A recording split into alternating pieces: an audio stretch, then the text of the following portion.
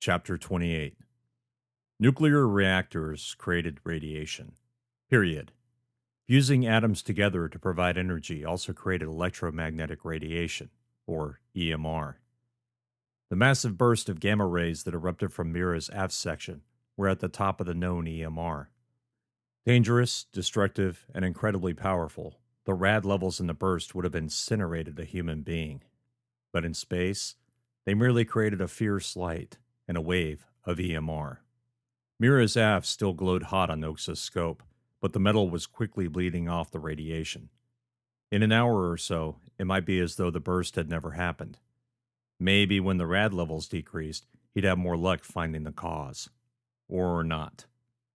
Black had told him to look for less obvious signs of EMR to explain the interference. He tapped his fingers on the console. This was maddening. Every few minutes, he checked the camera feeds for Gunny's Marines and watched as they spread the harness lines out and moored them. Watching the spacers magwalk across the famous ship's damaged and distressed hull gave him pause. They were out there making history. And what was he doing? Running out of ideas. Lieutenant, Black said through the block. Oak sighed. No one else is here, Black. Go ahead and use the speakers. The block connection terminated. as you like, Lieutenant. Thank you, Oak said. Now, what can I do for you? When Black spoke, he found her smugness irritating. Nothing, Lieutenant. However, I can do something for you. He leaned back in the chair and crossed his arms. And what might that be? May I take control of your display? Be my guest, he said. The display blinked, and then all the sensor readings disappeared. An instant later, new waveforms lit the hollow. Mira's aft appeared on the screen, the waves radiating outward. What the hell? Oak said. I received an update from Mickey, PEO's AI. Black said. The observatory detected low-level X-ray radiation coming from Mira's vicinity. I took the liberty of recalibrating the sensors and focusing them on the gamma-ray source. He pointed at the display. And that's where those radiation levels are coming from? Yes, Black said. it explains the interference. Oaks nodded. Radio and block communications would definitely be affected, at least their range. That tracked. Okay, Oak said. But what's causing the X-rays? I mean, they can't be directly related to the gamma burst. He paused. Black said nothing. Can they? Unknown. Black said. Whatever caused the gamma burst could be leaking the X-rays as well. But without a proper survey of Mira's aft, it's simply not possible to confirm the theory. Great, Oak said. Another idea we can't test. The display blinked again, and instead filled with a star field. Clusters of small dots congregated at the upper left corner in the image. Oak squinted. A larger dot sat below them. What is this? Oaks asked. This, Black said, is the latest telescopic survey of our area of the Kuiper Belt. Okay, Oaks said. And? A red circle appeared around the clusters. I have highlighted the area of interest. Area of interest? He shook his head. Black, stop fucking around and just tell me what they are. Yes, Lieutenant. Black said. Those clusters of dots are new entries into the Kuiper Belt, new arrivals. They appear to have followed Mira's trajectory into Sol system. Okay, so a few ice balls hitched a ride in her wake? Unknown. Black said. However, they are not ice balls. Then what are they? Oaks asked. Unknown. However, Black said. they are emanating low-level X-ray signatures similar to those coming from Mira. What? Oaks leaned forward, suddenly alert. The fatigue of staring at the displays, fiddling with settings, and the endless frustration departed in an instant. How is that possible? Unknown. Black said. Mickey and Dr. Reed had no theories to offer. Great, Oaks said. He rubbed his hands together. Wait a second, he said. Mira is missing her fusion drives, right? Correct. Black said. Or rather their radioactive material, and possibly the engine components themselves. Well, whatever pushed Mira into Sol System could have pushed any jettisoned material along with her, While that is possible, Black said. it is highly unlikely. However, I shall add that possibility to my simulations. Oaks grunted. Are they still moving at the same speed Mira was before we stopped her spin? Yes, Black said. which means they should be visible to my sensors in the next hour or so. Great. Keep an eye on them for me, Oaks said. Aye, Lieutenant. Black said. He smiled at the display. Thank you, Black. You're welcome, Lieutenant. He stood from his chair and stretched. Maybe he'd get a drink, wipe off the aches from sitting so long. Objects following Mira? That had to be some kind of astronomical first. He thought of the pine cones congregated on the derelict ship's hull, as well as the acidic substance that had killed Private Nero. Whatever was coming, he hoped it was just debris and not something new. Chapter 29. Mag walking through the dead, dark corridors was both laborious and terrifying. Every shadow could be an innocuous floating corpse, a pine cone, or perhaps something worse. Coming across the bodies was bad enough. The frozen human remains more often than not consisted of a body mangled by explosive decompression and a mouth locked in a silent, eternal scream of terror. Callie continued checking her HUD cams, eyes flicking to every feed, searching for movement. She'd no doubt that Dickerson and Carb were doing the same. Elliot, stuffed into an ill-fitting civilian model, had none of the niceties save a single light tree that spread from his neck area up to his helmet. Elliot gripped Carb's shoulder, his body floating horizontally behind her. Walking point, with Dickerson guarding the rear, Kelly's mind felt as though it was reaching a snapping point. Every corner required her to hold a fist to stop the procession, clear the next hall with her relatively ineffective lights, and hope nothing jumped at them from the darkness a few meters beyond the illumination. The entire squad was silent as they moved, no one wanting to reveal just how terrified they were. Of course, for all she knew, Dickerson and Carb were having the time of their lives, but she seriously doubted that. They still had plenty of ammunition.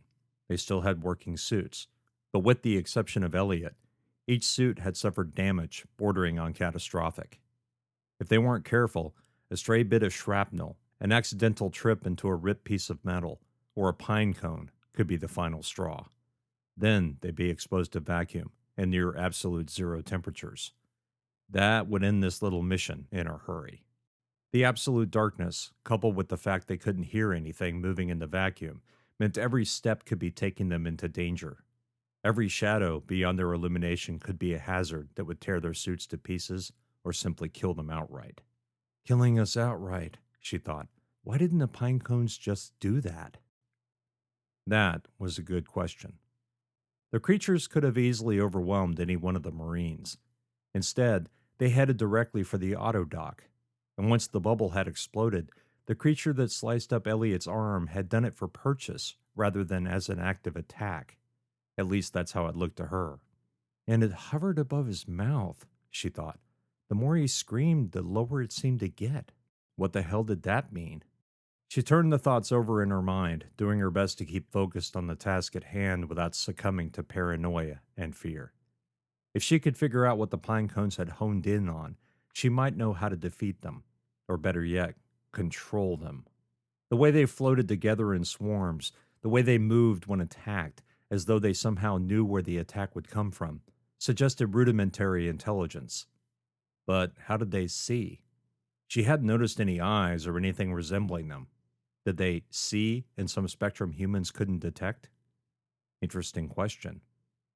While clutching the creature, she'd felt it vibrate until it knew it could no longer move. Then it had retracted the claw and become inert, just like the ones attached to the hull. Something triggered them. Something they'd done had activated the creatures. They might be exosolar in nature. They might be non-carbon-based life forms. But anything considered alive had to eat, didn't it? It had to consume chemicals or change its food into some form of chemical process to power it. Didn't it? In a vacuum, gas atoms could group together until pulled apart by an external force.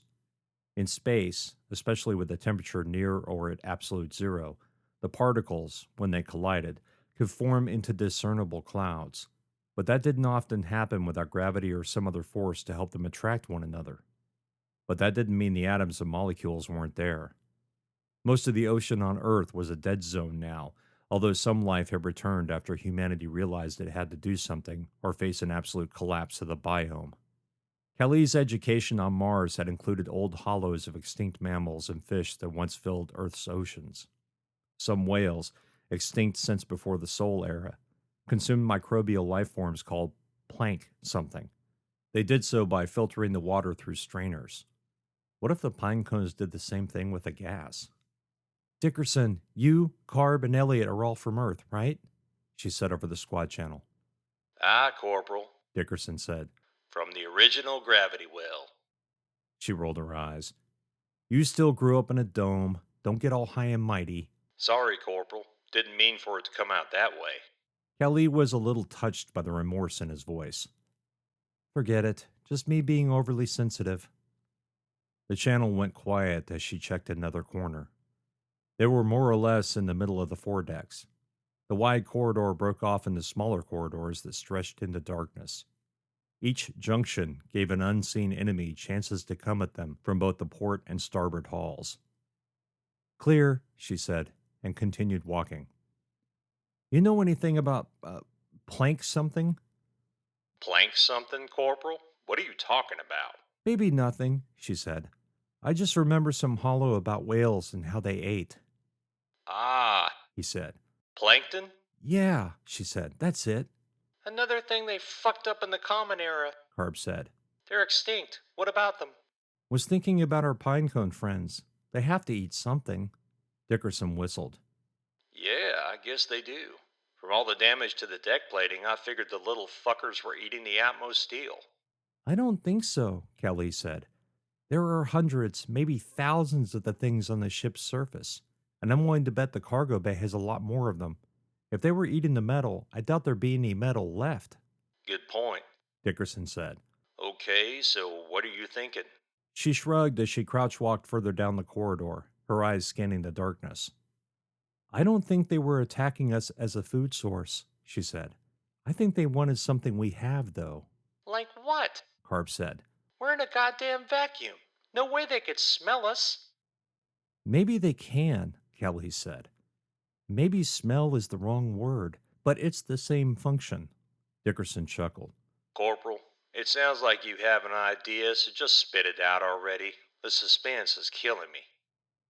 What if they're eating gas?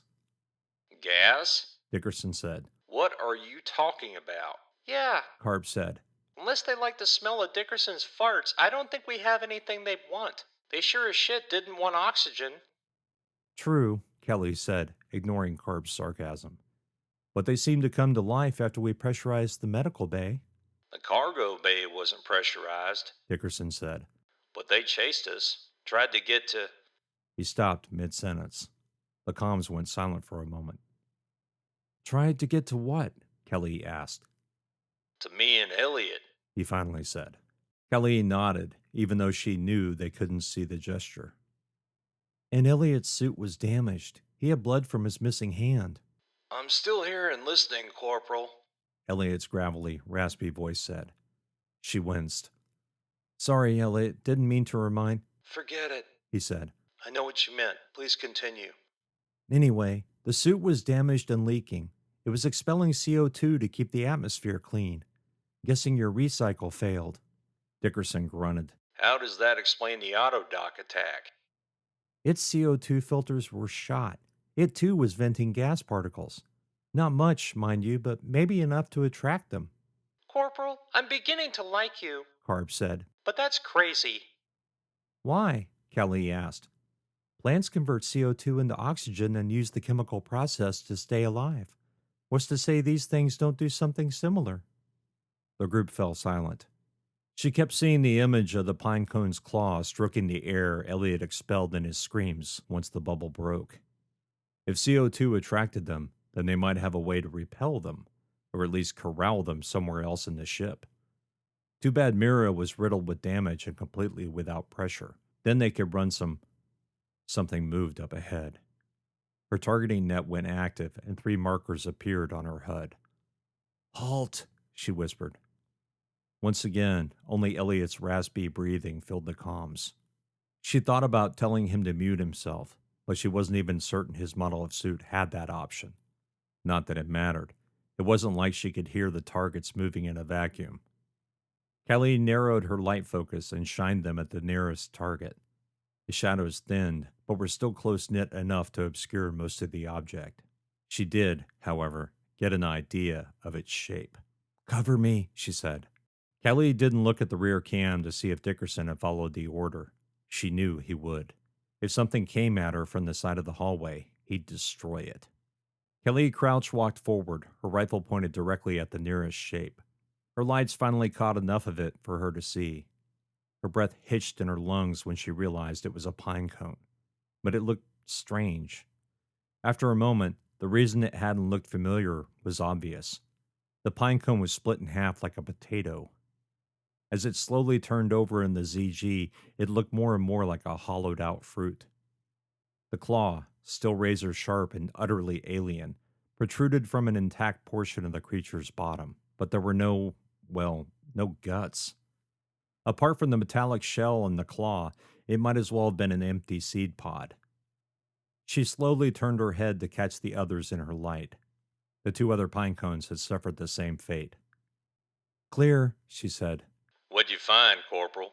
Dickerson asked. "Please tell me it's a tour guide." She laughed at his ridiculously drawn-out drawl. Seemed as though whenever she was stressed or afraid, Dickerson managed to say something that cleared her mind. It was the only reason she hadn't bitten his head off for asking questions. "We have 3 dead pine cones," she said. "Dad?" Carb asked. "Dead," Kelly said. "Dickerson, get up here. I need more light." "Aye, Corporal." She watched him approach through her HUD, the cam on the back of her suit providing the images. Dickerson crouch-walked forward, even though she'd given the all-clear. That was discipline, and probably an artifact of being in environments where the word clear was relative and didn't necessarily mean you were safe. He focused his suit lights on the specimen a half-meter from her. "Wow," he said after whistling. "Is it just me, or does it look like someone cracked it open and sucked out its innards?" She turned and stared at his helmet, despite the fact his visor was impenetrable. "That's kind of what I was thinking," "Time to do something stupid." he said, and lifted a MacLeod toward the creature. The hollowed-out pine cone slowly moved to his hand before sticking to the glove. "Damn it, Dickerson," she said. "That was too stupid." "Probably," he said. He turned the creature's shell over in his hands, the suit casting a bright halo of light upon the find. The pine cone, nearly a meter long and half a meter wide with its shell split in twain, lay in his hands. In the focused light, the claw looked even more deadly than she'd thought. The claw itself wasn't a single piece. Or if it was made of an impossibly flexible and strong material. The sheath was longer than she'd expected, a full 6 centimeters longer than the claw itself. A ragged bit of something analogous to flesh clung to the end of the sheath. The hexagonal remains of a tube stuck out of the sheath toward the inner body. She continued looking past where the tube should have been, and slowly, the outline of what might have been called guts appeared. Kelly reached in a finger to touch it. Something knocked her hand sideways at the same time Dickerson's voice yelled, "No!" With her mag boots locking her to the floor, she leaned heavily against the force of the blow before stabilizing herself, hands flailing the area. "What the fuck, Dickerson?" "Sorry, Corporal." he said, his helmet tipped down to examine the creature. She clenched her fists before yelling, "Hey, asshole! I'm not trying to play with your fucking toy!" His posture didn't change. Hell, his body didn't even flinch. He seemed lost in staring at the thing. "Corporal," he said. "my apologies, but if we're lucky, very lucky, I might have just saved your life." "That thing is dead," she said, a pause before each word. "I don't think it was going to take off my hand," "Oh, it's dead all right, he said, the words tumbling out in a deep drawl. but I know what you were reaching for. "What?" He nodded his head. You saw that outline. Yes, she said. The mag boots kept her from tapping her feet in frustration. It's glistening like that shit on the hull.